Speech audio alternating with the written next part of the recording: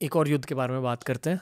बहुत controversial subject है ये, है इज़राइल पैलेस्टीन का सब्जेक्ट। मेरे काफ़ी सारे अरब फ्रेंड्स हैं जो पैलेस्टीन से, मेरे काफ़ी सारे इजरायली फ्रेंड्स हैं। ये एक ऐसा टॉपिक है जहां आप अगर पब्लिक में इस टॉपिक के बारे में बात करें तो झगड़े हो जाते हैं। बिल्कुल, लोग दोनों साइड से बहुत स्ट्रॉन्ग ओपिनियंस होल्ड करते हैं, स्पेशली अमेरिका, कनाडा में। जब मैं मेरे उन दोस्तों से बात करता हूँ जो वहाँ पढ़ाई कर रहे हैं, वो कहते हैं कि हम सोशल सिचुएशन में इस टॉपिक के बारे में बात भी नहीं करते, अगर कोई बात करे हम वहाँ से हट जाते हैं। ये इतना कंटेंशियस टॉपिक बन चुका है दुनिया भर। अगर आपको इस टॉपिक के बारे में ज़्यादा जानना है कॉन्टेक्स्ट पर्सपेक्टिव से, तो जाकर ध्रुव राठी या अभिमन्यु के वीडियोस देखिए, क्योंकि इसका कॉन्टेक्स्ट 1000 साल पुराना है। 2 घंटे लग जाएंगे एक्सप्लेन करने में कि ये कॉन्फ्लिक्ट क्यों चल रहा है। बेसिकली 1-2 लाइन में, this is a religious plus geographical conflict. कुछ कहना चाहोगे एकदम शॉर्ट में इस पूरे कॉन्फ्लिक्ट के बारे में? ये एक टेरिटोरियल कॉन्फ्लिक्ट है, इट्स अबाउट टेरिटरी।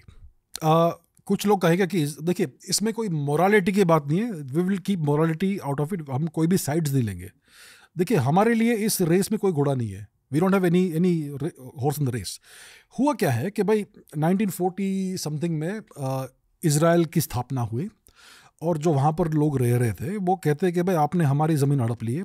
इजराइल वाले कहते हैं कि हमारी तो ये बहुत पुरानी ज़मीन है, 2500 साल पहले से हम यहाँ पे जी रहे हैं, बीच में आप लोग ने कब्जा कर लिया, अब हम वापस ले रहे हैं।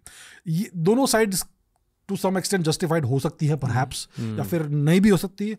I will not go into this, क्योंकि ये 1000 साल पुराना कॉन्फ्लिक्ट, बहुत पुराना कॉन्फ्लिक्ट है। दोनों साइड के आर्ग्यूमेंट्स हैं, हाँ। दोनों साइड ये समझते हैं कि वो सही है, और आम जनता भी एक या दूसरे साइड का पक्ष लेते रहती है। हाँ, तो हमें ये समझना है सबसे पहले भारत के पर्सपेक्टिव से कि हमें इसमें कोई साइड्स लेने की ज़रूरत नहीं है। हमारा कॉन्फ्लिक्ट नहीं है, ये दो कम्युनिटीज़ है, 2 राष्ट्र है एसेंचुअली जो लड़ रहे हैं। तो अभी क्या हुआ, ये अभी जो सिचुएशन चल रहा है वो कैसे स्पार्क ऑफ हुआ, जब अक्टूबर 7, 2023 में हमास ने बहुत बड़ा टेररिस्ट अटैक किया इजराइल के ऊपर। अब टेररिस्ट अटैक का मतलब क्या होता है? अगर आपके जो फाइटर्स हैं वो गवर्नमेंट को अटैक करेंगे, उनकी आर्मी को अटैक करेंगे, गवर्नमेंट इंस्टॉलेशंस को अटैक करेंगे, एयरफोर्स को अटैक करेंगे, तो ये युद्ध हुआ। अगर आप सिविलियंस को टारगेट करोगे तो वो टेररिज्म हुआ। तो हमास ने इजराइल के सिविलियंस को टारगेट किया, बहुत लोग मर गए, इट वॉज बहुत हॉरिबल थे, बहुत ब्रूटल था, और भारत के प्रधानमंत्री जी ने इसको फुल्ली कंडेम किया है। उसके बाद तो ये बहुत बड़ा एक क्या, to an extent it was a huge security lapse, बहुत बड़ा इंटेलिजेंस फेलियर था इजराइल का। उसके बाद इजराइल ने रिटालिएट किया बाय कंप्लीटली फ्लैटनिंग गाजा।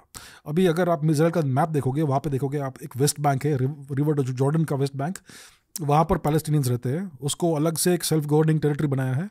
दूसरा गाजा है जो वेस्ट में है, इट इज़ ऑन द, उसका कोस्ट लाइन है, उसको भी सेल्फ गवर्निंग टेरिटरी बनाया है इजराइल ने। वहाँ पर हमास का राज है गाजा में, और वहाँ से अटैक हुआ इजराइल के ऊपर। तो उसके रिटेलिएशन में इजराइल ने बहुत ही ब्रूटली उनको अटैक किया है। उनके बहुत सारे टनल्स हैं अंडरग्राउंड जहाँ से वो इजराइल में घुसते हैं, सारे टनल नेटवर्क्स को ढूंढ के तोड़ा है, और आई एम श्योर काफ़ी सारा कोलेट्रल डैमेज हुआ होगा, और सिविलियंस मरे होंगे, क्योंकि उनके बहुत सारे बेसिस हॉस्पिटल्स के नीचे अलेजेडली थे, और स्कूल्स के नीचे अलेजेडली थे हमास के। तो उन सबको इजराइल ने टारगेट किया है। ऐसा कहा जाता है कि जो सिचुएशन है ये ह्यूमैनिटेरियन डिजास्टर है, और इसके लिए इजराइल को बहुत सारा कंडेमनेशन खाना पड़ा है। दुनिया भर से काफ़ी सारा कंडेमनेशन आया है। मतलब जस्ट पर्सपेक्टिव दे रहा हूँ।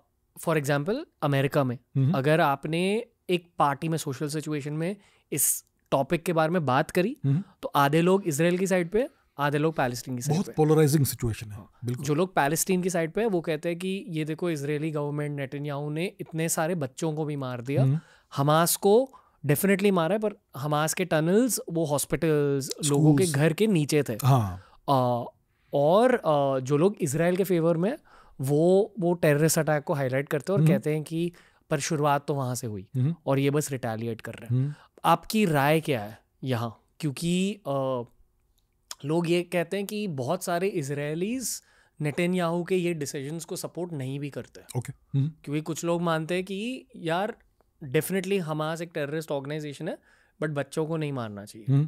तो कुछ कहना चाहोगे इसके बारे में? मैं यही कहूँगा कि देखिए, हर राष्ट्र को अपना नेशनल इंटरेस्ट, अपना नेशनल सिक्योरिटी प्रायोरिटाइज करना पड़ता है, ठीक है। और अंत में वो जीतता है जो ज़्यादा शक्तिशाली है. There is no morality in this. ये सिंपल मैथमेटिकल चीज़ है, जियोपॉलिटिकल गेम. इसमें अगर आप साइड्स लोगे तो फिर इट गेट्स कॉम्प्लिकेटेड. तो इजराइल को अटैक हुआ, फिर नेतन्याहू ने देखा कि हमने बहुत बड़ा सिक्योरिटी लैप्स किया है, अब हमें कुछ करना पड़ेगा, क्योंकि ये परमानेंट. देखिए ओवरऑल सोल्यूशन एक जस्ट सोल्यूशन क्या हो सकता है इस चीज़ का, कि भाई पैलेस्टीनियंस को कुछ ज़मीन मिले और ज्यूज़ को कुछ ज़मीन मिले. तो इसको वो कहते हैं टू नेशन थियरी और टू नेशन सोल्यूशन. ओके, तो इजराइल ने एक्चुअली ट्राई किया है टू नेशन सोल्यूशन. उन्होंने गाजा को अलग कर दिया कि भाई आप अपने आप को गवर्न कीजिए, आप इलेक्शंस रखिए. उन्होंने किसको इलेक्ट किया? हमास को. तो Israel tried to nation solution को इम्प्लीमेंट करने को, बहुत ट्राई किया उन्होंने, लेकिन उसके उनको रिस्पॉन्स में क्या मिला? टेररिस्ट अटैक मिला. तो भाई अब उन्होंने कहा कि भाई क्या फ़ायदा इनके साथ कोएग्जिस्ट करने का. तो फिर दे हैव प्रायोरिटाइज्ड उनका नेशनल इंटरेस्ट, और फिर उन्होंने पूरा ब्रूटली उनको अटैक किया है. तो मेरे हिसाब से at the end of the day जो ज़्यादा शक्तिशाली है वो लॉन्ग टर्म में जीतेगा. इजराइल, वेस्ट बैंक और गाजा की टेरिटरीज की सच्चाई क्या है? अब क्या चल रहा है 2025 में? अभी गाजा इस समय तो आई थिंक वहाँ पर इतना बॉम्बार्डमेंट या ऐसा कुछ नहीं चल रहा है as far as I know Israel की तरफ से. और वेस्ट बैंक में सिचुएशन जो चल रहा था वही होगा. वेस्ट बैंक में इतना वो प्रॉब्लम नहीं हुआ है as far as I seen. Mostly सारा इशू गाजा में हुआ है और पूरा ऑल आइज ऑन गाजा चल रहा था ना. सो इजराइल का अभी पूरा कब्जा होगा इन चीज़ों पे, पूरा मतलब कंट्रोल होगा. They are in control of what is happening. Definitely वहाँ पे अभी भी सेल्फ गवर्नेंस होगी वेस्ट बैंक में और गाजा में, लेकिन इजराइल की पूरी आंखें हैं वहाँ पर, वो सब कुछ जानते हैं आई एम श्योर कि क्या हो रहा है. और इजराइल ने अपना टेरिटरी अभी इस समय एक्सपांड किया. सीरिया का रेजिम चेंज हुआ, असाद मॉस्को भाग गए, और आईसिस का एक रीब्रांडेड ऑर्गेनाइजेशन ने दमास्कस पर कब्जा किया. उसके बाद इजराइल ने गोलान हाइट्स का एक टेरिटरी है जो इजराइल और सीरिया के बीच में डिस्प्यूटेड टेरिटरी था, उसको एक्सपांड किया है. और इजरायली आर्म फोर्सेस और ईस्टवर्ड्स गए हैं. माउंट हेरमोन को उन्होंने कब्जा किया है जो पहले उनके हाथ में नहीं था. तो इजराइल का टेरिटरी एक्सपांड हो रहा है अभी इस समय. पिछले साल ही उनकी बॉर्डर बदली है. इस समय बदल रही है एक्चुअली, इस बदल समय रही है एज वी स्पीक. यस. पर उस लैंड का इजराइल करेगा क्या? Buffer zone. देखिए अगर आपके पास और टेरिटरी है तो अगर कोई पोटेंशियल दुश्मन है उस तरफ, उसको आपको अटैक करना है तो उसको और टेरिटरी क्रॉस करनी होगी. और आपके पास और रिसोर्सेज होंगे. तो जितनी आपके पास टेरिटरी और होती है आपके लिए वो एडवांटेज है. तो अभी इजराइल और तुर्की के बीच में भी कुछ चल रहा है. और रशिया, जो सीरिया में रेजिम चेंज हुआ, उसका सबसे बड़ा लूजर रशिया और ईरान है. ये जो रीजन है इजराइल का, इसे हिस्टोरिकली लेवांट कहा जाता है. लेवांट.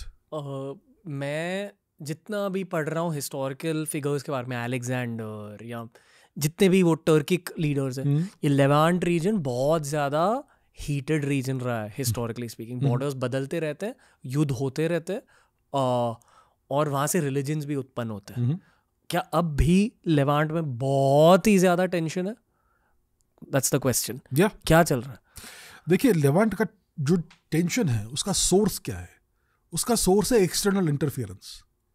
बड़े बड़े राष्ट्र बाहर के दूर दूर से आकर वहाँ पर इंटरफेयर कर रहे हैं.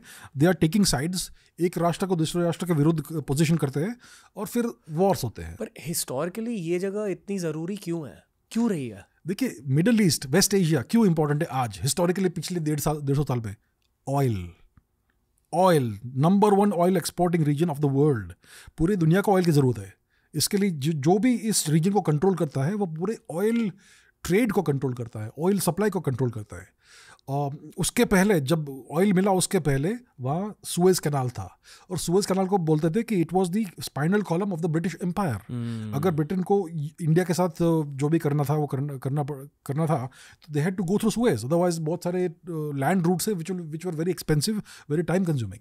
तो ये रीजन हमेशा because of the choke point और बिकॉज ऑफ ऑयल, दो कारण से बहुत ही इंपॉर्टेंट रहा है. आज भी सुएज का बहुत ही बड़ा इंपॉर्टेंस है, सुएज कैनाल का. तो इसके लिए Egypt is important for the US and this region. तो इसलिए मिडिल ईस्ट में हमेशा वेस्ट ने इंटरफियर किया है. वहाँ पर जो सिचुएशन है उसको हमेशा वॉलेटाइल रखा है. सऊदी अरेबिया को सपोर्ट ओरिजिनली था यूके का, और 1958 के बाद यूएस ने टेक ओवर कर लिया. उन्होंने ईरान में भी रेजिम चेंज किया था, मोहम्मद मोसादेक का एंड ऑल दैट. तो उन्होंने हमेशा बहुत इंटरफियर किया है इस रीजन में to keep the region under their control. Modern day में कौन से देश है लेवांट में? मॉडर्न डे में सबसे इम्पोर्टेंट देश है लेवांट में Iraq, Syria, Israel, to some extent Turkey, थोड़ा बहुत वेस्टर्न साइड में, and you can also say Egypt, Jordan, yes, Saudi Arabia obviously है, तो पूरा अरेबियन पेनिनसुला, यमन भी है उसमें, यूएई भी है, ओमान, कतर को भी देख लीजिए, काफ़ी इंटरेस्टिंग प्लेयर्स है दोनों।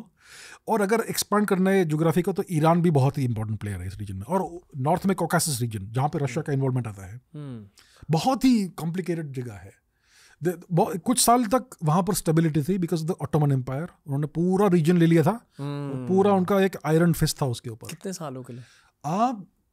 200 साल के ऊपर होगा, आई एम श्योर।